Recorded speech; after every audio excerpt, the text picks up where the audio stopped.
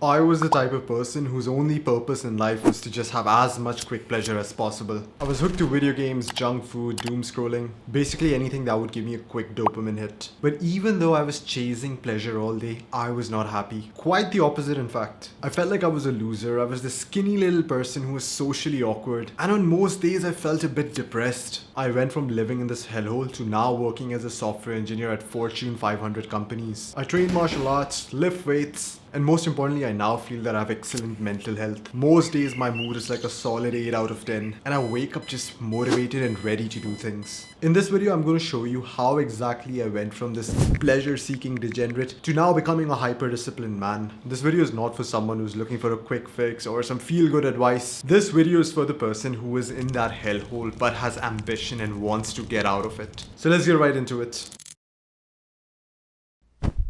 After studying dozens of ultra-disciplined men, I found out that these men have 3 traits in common. And it is the combination of these 3 traits that makes a man disciplined. First, I'm going to describe what these 3 traits are, why they are so powerful, and how you can acquire them. The first trait is that these disciplined men do not indulge in habits that give them quick pleasure. This means no porn, no weed, no casual hookups, no fast food, because instant pleasures weaken your mind. They mess your mental health and lower your willpower. So you cannot truly be disciplined if your life is just filled with instant pleasures. The second trait is that a disciplined man is a productive man. Since he does not waste his time in instant pleasures, he rather invests it in developing himself and producing things that contribute positively to his community. His source of pleasure is no longer porn or fast food, but it's rather the work that he does. I feel when you watch videos on discipline, this third component is quite neglected. A disciplined man is not a slave to his immediate emotions. He does not throw temper tantrums when things don't go his way. Neither does he get overwhelmed with stress and just crashes and burns out. Now, I'm not saying that you become some emotionless, cold-blooded zombie, but what I'm saying is that you become a bit stoic. You have this ability to regulate your emotions well. So now let's talk about how exactly can you acquire these traits and become a disciplined man yourself.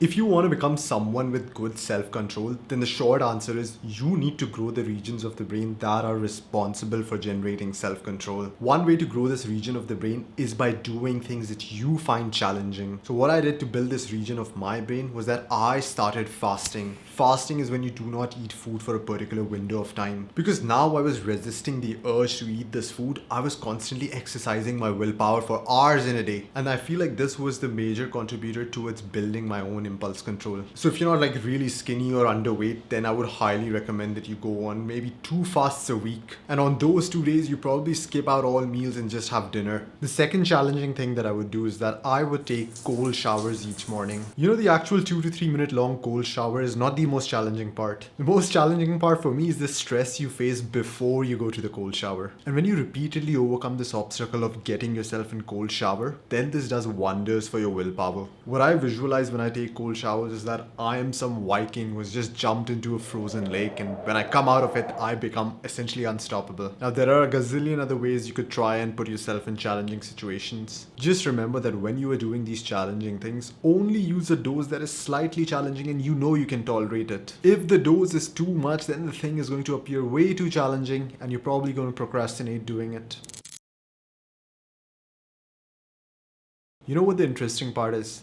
There are ways to give up instant pleasure or bad habits without ever relying on your impulse control. You see, having a good impulse control means that you are going to win that mental tug of war against instant pleasure. But this is still going to require a lot of psychological energy. But what if there was no tug of war at all? Around 4 years ago, I read this book called Atomic Habits. There was this one principle in this book that changed my life almost overnight. The principle was that if you add barriers between you and an activity, then that activity will be performed less frequently, because it is human nature to follow the path of least resistance. Like, think of this scenario. You have this one person, he has weed in his room, all his friends are smokers and carry weed with them. The nearest place where he could get weed is like 2 minutes away from his house. Then there's this second person. He has no weed in his house, he has no friends who smoke weed, and he has no access to weed within like a 20-mile radius. So even if both these guys enjoy smoking weed, the second person is going to smoke far less frequently because of the number of barriers he has to jump through to access this habit. So using this principle, what I started doing was that I started adding barriers to my bad habits. I instantly deleted all fast food delivery apps, removed all the junk from my house. I was also addicted to doom scrolling, so I uninstalled all social media apps. I even actually deleted my account because now I would literally have to create a new account just so that I could scroll.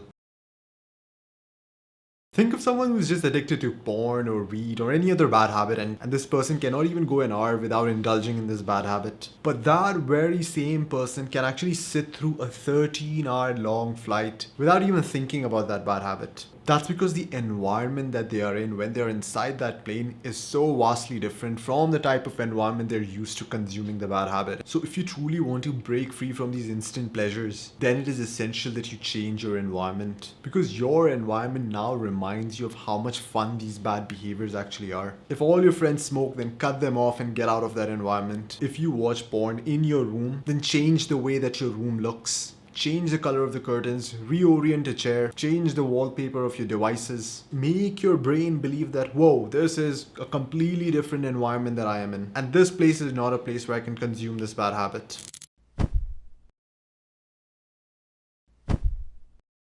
You know, for quite a while I used to follow the Nike approach to get productive. I thought that for me to be productive, I just needed to have motivation, willpower, and just get that task done. So this Nike approach did work for a couple of days, up until the point where my motivation ran out. But then I would go back to procrastinating things, and this would happen over and over again. That is when I realized that this sort of emotion-based approach is very short-lived. Like, you can do it for a couple of days if you're very inspired, or if you're in a do or die scenario, like you have exams in a couple of days. But if you actually want to do things consistently on a long-term basis, then this approach does not work. So after reading dozens of self-help books and watching hundreds of podcasts on neurology, health, and fitness, I realized that in order to be productive consistently, you need systems in your life. There's this quote that really stuck with me. You do not rise to the level of your goals, you fall to the level of your systems. It basically means that life is not all about setting goals. It's about determining the exact path it takes to achieve them. So one of the systems that I use in my life is a routine. I mark the exact times of the day at which I would do a certain activity. I know that each morning I'm going to wake up at 5 a.m. and for the first 4 hours of the day, I'm going to work on my business. At 12 p.m. I would eat lunch, and at 2 p.m. I would be hitting the gym. When you schedule your day this way, it gives you a sense of direction. You now actually know how you're supposed to act throughout the day. Without a routine, you're going to be doing random things at random times, and you're going to feel like you're directionless.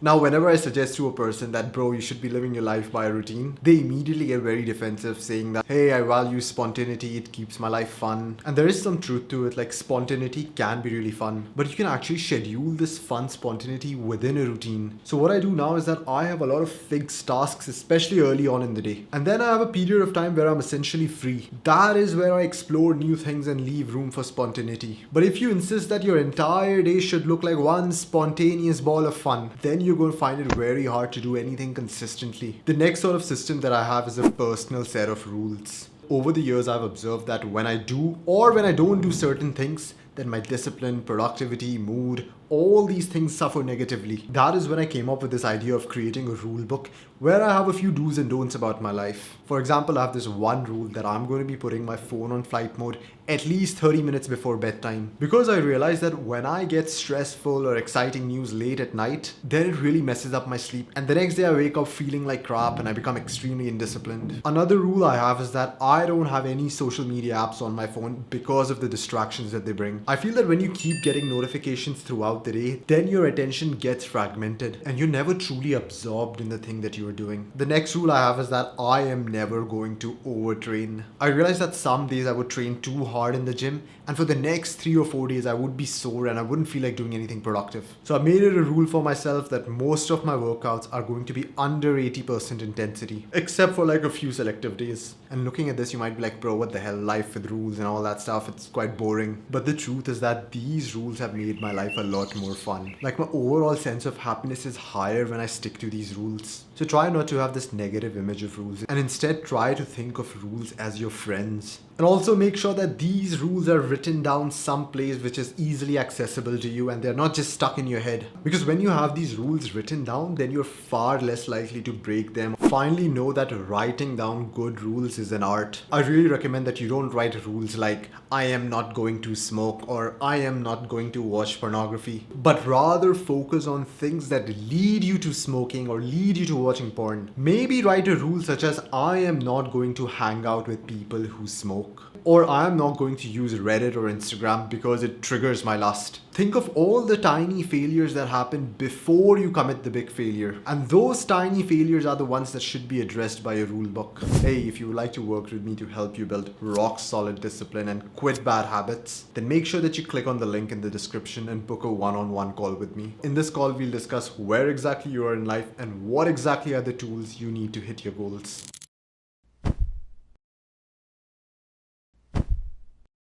How most people handle negative emotions these days is either by immediately numbing themselves down with quick pleasure, or they express them in an out of control way. Both of these are detrimental to you. What I have experienced is that one of the most important components of emotional stability is identification of the emotion. If you're feeling angry, jealous, irritated, or upset, and you have not consciously understood that and provided a label to that emotion that you're experiencing, then you are not going to be in control of yourself, but rather be hypnotized by that emotion and then act in a way that you later regret. One thing that really helps with emotional identification is mindfulness. Each time I feel that something is a bit off today, I just don't feel right, I zoom out a bit and almost treat my emotions as something that is separate from me. And I ask myself this question: what is it that I am feeling at the moment? And to be honest, this is going to take some time and practice. Maybe you can schedule 5-10 minutes a day to practice this art of mindfulness. And over time, this will become your second nature. And you will quickly be able to identify the exact emotion that you're feeling at the moment. And once you've actually put a label over it,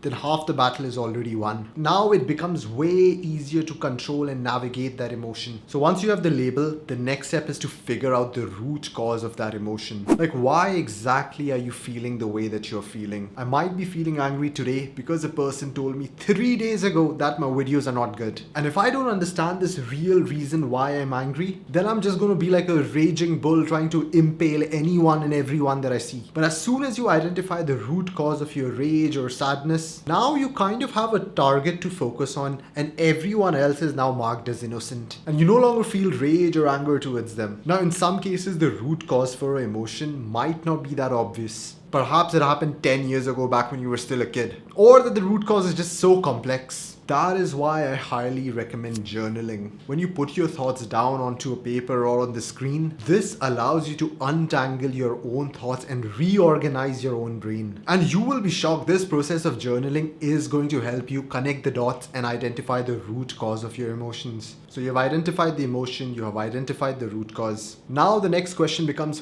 what to do about the root cause. There are two possible scenarios for this. Scenario one is that there is actually something you can do about that problem.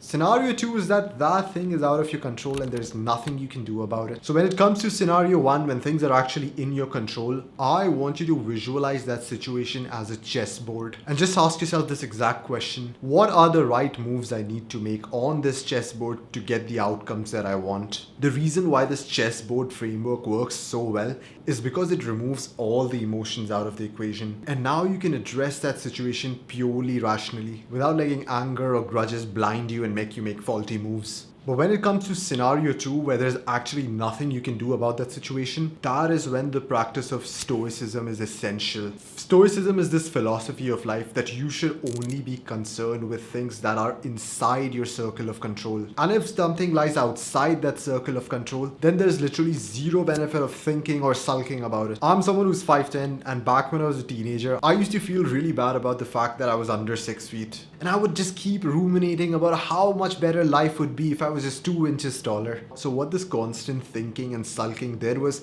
firstly, it put a glass ceiling above my head. I thought that no one would ever like me because I'm just not tall enough. My anxiety levels became high, my confidence became low, and to be honest, I lost my passion for life. It is only now after implementing aspects of stoicism into my life did I actually stop caring about the length of my bones, something that I have no control over. And then I actually started focusing on things that were absolutely within my control. My grades, my career, my physique, my relationships, and seeing myself actually develop in these domains. That is what gave me my sense of happiness and confidence back. And I know that I made it sound very simple, like this is something you can do in one sitting. But truth be told, I had to wrestle with these thoughts for months before I could conquer them. But the longer you wrestle, the easier it gets. Now the thing is, this framework of identification, finding the root cause, and dealing with the root cause is pretty good for building emotional stability. But this framework only works if your foundation is strong, meaning that you're eating healthy, whole, natural food and not processed garbage. You consistently get adequate sleep and go to bed at the same time every single day, including the weekends. And you're getting a good amount of exercise in. So make sure that your foundation of health is on point before you start implementing these frameworks. So this video gave you a good blueprint on how to be a disciplined man. But there are a bunch of simple changes you can make to your life to become a disciplined man right away. So make sure that you watch this video to learn more about them.